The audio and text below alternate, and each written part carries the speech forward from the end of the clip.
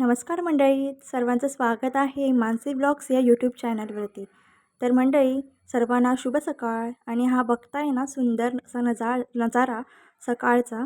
तर मंडळी, मी आज तुमच्यासोबत टिफिनमध्ये काय बनवते ते शेअर करणार आहे. तर त्यासाठी मी शेवग्याची भाजी बनवणार आहे. ती कट करून घेतलेली आहे. त्याच्यानंतर मी इथे पीठ मळून घेत आहे. पीठ छानपैकी मळून झालं की ते थोड्या वेळासाठी मुरत ठेवणार आहे.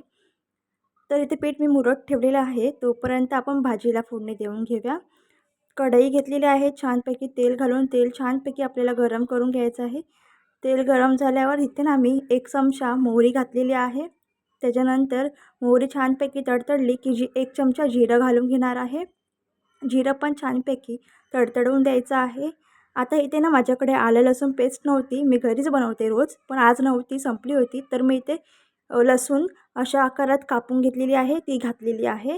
त्याच्यानंतर मी इथे 4 ते 5 कढीपत्ताची पानं घातलेली आहे. एक मीडियम साईजचा कांदा चॉप करून तोही सुद्धा इथे ॲड केलेला आहे. त्याच्यानंतर एक टोमॅटो मीडियम साईजचा तो पण कट करून घेतलेला आहे, तोही इथे घालून घेत आहे. छानपैकी आता कांदा आणि टोमॅटो आपल्याला शिजवून घ्यायचा आहे. त्याच्यानंतर ना मी इथे हळद घातलेली आहे. हळद घालून पण आपल्याला परतवून घ्यायचा आहे. गरम मसाला आणि घरगुती लाल तिखट मसाला असेल तो घालायचा आहे. अगदी कमी साहित्यात कमी मसाल्यात बनवून एकदम टेस्टी भाजी तयार होते. तुम्ही अशा प्रकारे नक्की बनवून बघा. खूप छान लागते. जेवढे मसाले कमी तेवढी छान टेस्टी भाजी होते. आता आपण इथे कांद्या खोबऱ्याचं गोडं वाटण घालून घेत आहोत. गोडं वाटण नसेल तर आमच्याकडे कोकणात भाजी रसावाली भाजी कोणती बनत नाही. सो मी ती इथे घातलेलं आहे. आता आपण मगाशी कट करून घेतलेलं शेवग्याची शेंग आणि बटाटा घालून घेत आहे. तेही आपल्याला छान प्रकारे कट करून घ्यायचं आहे. त्यानंतर आपल्याला गरम पाणी हवं असेल तर ते घालायचं आहे, नाहीतर थंड पाणी घातले तरी चालू शकतं. तर इथे मी 1.5 ग्लास पाणी घातलेलं आहे. त्याच्यानंतर नुसार मी इथे मीठ घालत आहे. तुम्ही तुमच्या चवीनुसार मीठ घालू शकता.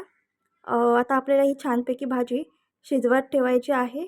तोपर्यंत आपण चपात्या बनवून घेणार आहोत. तर मी इथे चपाती बनवायला घेतलेली आहे.